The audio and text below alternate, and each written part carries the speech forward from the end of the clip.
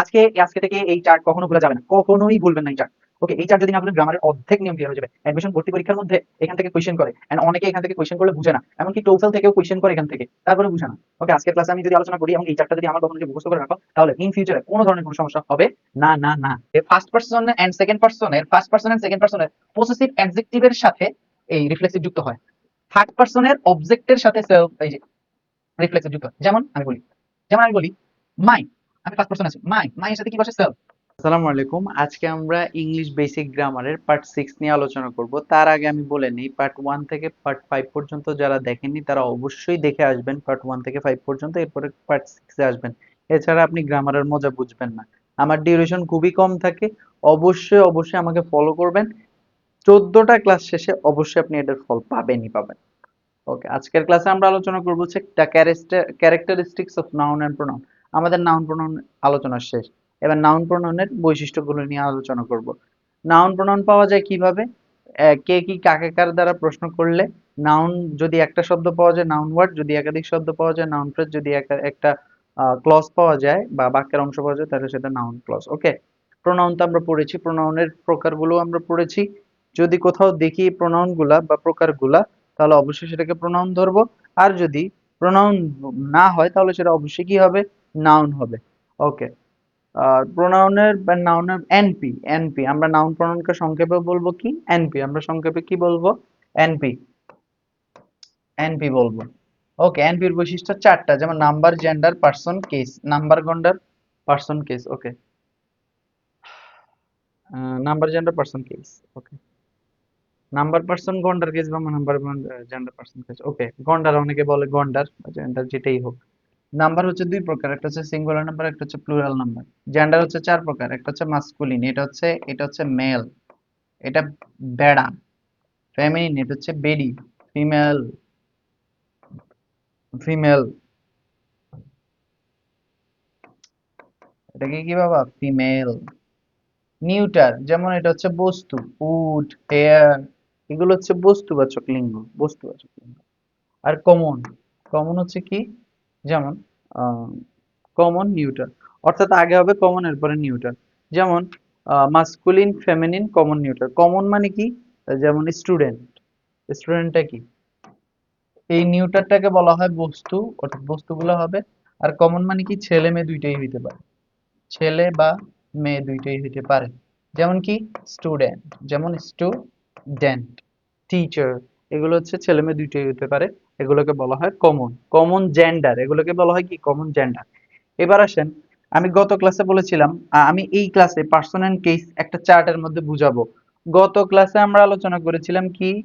গত ক্লাসে আমরা আলোচনা করেছিলাম যে এই যে পার্সোনাল, এই যে personal pronoun and possessive pronoun, এগুলো এন্ড রিফ্লেক্সিভ, আমি বলেছিলাম রিফ্লেক্সিভের এই ওয়ার্ডটা মুখস্থ করে নিতে। মুখস্থ আমি যেটা করতে বলবো সেটা অবশ্যই মুখস্থ করবেন। ওকে, এবার দেখেন, আমরা আজকে একটা চার্টে এগুলো সব পড়ে নিব। পার্সন কেস পড়বো, personal pronoun and possessive pronoun সব এক চার্টে পড়বো। সেটা কি? এই চার্ট।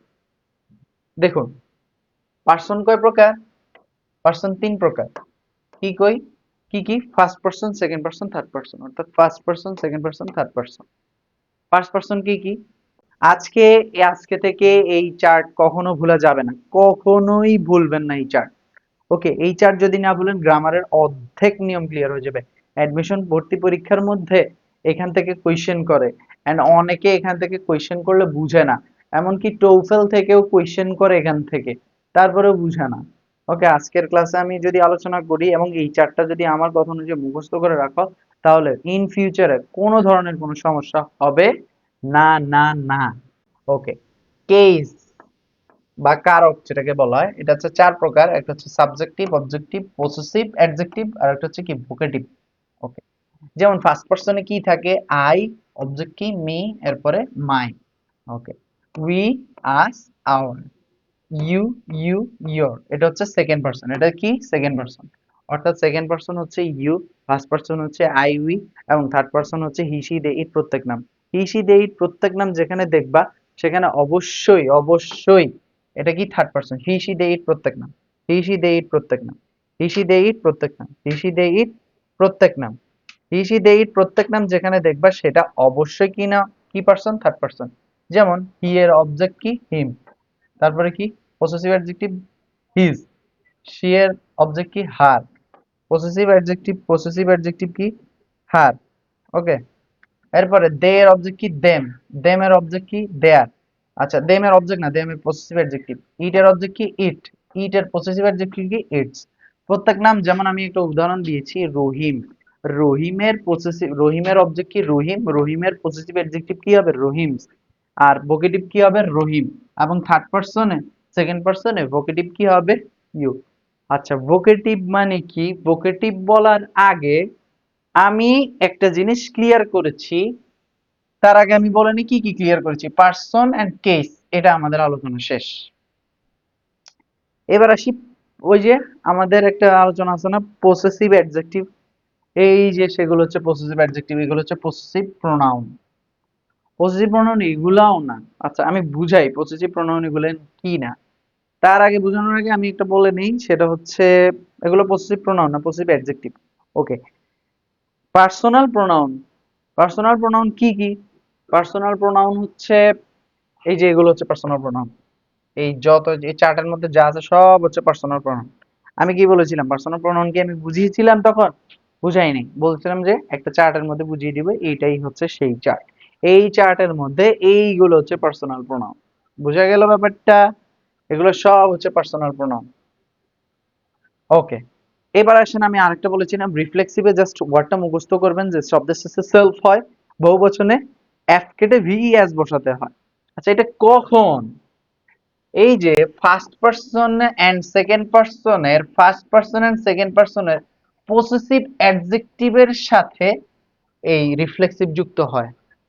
থার্ড পারসনের অবজেক্টের সাথে সেলফ, এই যে রিফ্লেক্সিভ যুক্ত হয়। যেমন আমি বলি মাই, আমি ফার্স্ট পারসন আছি, মাই, মাই এর সাথে কি বসে, সেলফ, মাই এর সাথে কি বসে, সেলফ। হিম এর সাথে কি বসে, আচ্ছা হিম না, ওকে, আওয়ার এর সাথে কি বসে, আচ্ছা সেলফ, আওয়ার সেলফ। আচ্ছা, একটু খেয়াল করেন, আমি কি বলেছিলাম, এফ কেটে ভি এস বসাতে হবে, অর্থাৎ যেহেতু বহুবচন, এই বহুবচনের ক্ষেত্রে এফ কেটে ভি এস বসালাম, কি হয়েছে, আওয়ার সেলফ। ইওর ক্ষেত্রে আসি, ইওর সেলফ, এটা তো এক বচন। শব্দ শেষে কি হয়, সেলফ যুক্ত হয় না, তাহলে তার মানে কি, himself, himself. Okay, herself, herself, reflexive যুক্ত হয়েছে অবজেক্টের সাথে। দেম সেলফস, কেন দেম সেলফস, দেম হচ্ছে প্লুরাল, বহুবচনে এফ কেটে ভিই এস বসাবো, ইট সেলফ, ইট সেলফ। আর রহিমের হয় না, অর্থাৎ প্রত্যেক নামের পসেসিভ ইয়া হয় না, কি বলে, রিফ্লেক্সিভ হয় না। এই কয়েকটা হচ্ছে রিফ্লেক্সিভের খেলা। বুঝা গেল ব্যাপারটা? ওকে, এবার আসি পসেসিভ। অনেকে বলে পসেসিভ, অনেক ধরনের কম্পিটিশন পরীক্ষার মধ্যে পসেসিভ অ্যাডজেক্টিভ এবং পসেসিভ প্রোনাউন নিয়ে কোয়েশ্চেন করে। কি কোয়েশ্চেন সেটা, সেটা আমি দেখি। সেটা বলার আগে মেমোরাইজিং পার্ট, এটা অবশ্যই মুখস্থ রাখবেন। এবং এই মেমোরাইজিং পার্টটা আমি আপনাদেরকে দিলাম মুখস্থ করতে, আপনারা বুঝেন আর না বুঝেন এটা মুখস্থ করে নেবেন। যেমন ইন্ট্রানজিটিভ ভার্ব কি, be burn, sleep, burn, flow, love, open, এগুলো হচ্ছে ইন্ট্রানজিটিভ ভার্ব। ট্রানজিটিভ ভার্ব হচ্ছে ভার্বের আলোচনা সামনে আছে, এই কারণে আমি আগে ভাগেই মুখস্থ করতে দিলাম। যেমন to be, appear, look, feel, smell, seem, sound, taste. আর স্ট্রেটিভ বা নন কন্টিনিউয়াস ভার্ব, অর্থাৎ এগুলোর সাথে কখনো ভার্ব প্লাস আইএনজি বসে না। যেমন like, belong, want, see, hear, deserve, taste, know, এগুলোর সাথে কখনো কি বসে না, নন কন্টিনিউয়াস, অর্থাৎ ভার্ব প্লাস আইএনজি বসে না। সো আজকের লেকচারে এইটুকুই, this is the end. Okay, কি বলছে, hold your breath and count to 10, অর্থাৎ 1 থেকে 10 পর্যন্ত গোনেন এবং বলেন যে আজকের ক্লাসটা কি উপকৃত হয়েছে নাকি উপকৃত হন নাই। এর আগে আমি বলে নিই, 1 থেকে 6 পর্যন্ত ক্লাসগুলো অবশ্যই দেখে আসবেন, এরপর পার্ট 7 এ যাবেন। আমার একটা ক্লাসও মিস দিবেন না, স্কিপ করবেন না, স্কিপ করলে ইংলিশ গ্রামারের মজাটা কিছুই বুঝবেন না। ওকে, সো আজকের ক্লাস এইটুকুই। ভিডিওটি ভালো লেগে থাকলে, যদি ভিডিওটি ইউটিউবে দেখে থাকেন, অবশ্যই সাবস্ক্রাইব করে দিবেন, এবং ইউটিউব ফেসবুকের মধ্যে যদি ভিডিওটি দেখে থাকেন তাহলে অবশ্যই ফলো করে দিবেন পেজটি। আসসালামু আলাইকুম।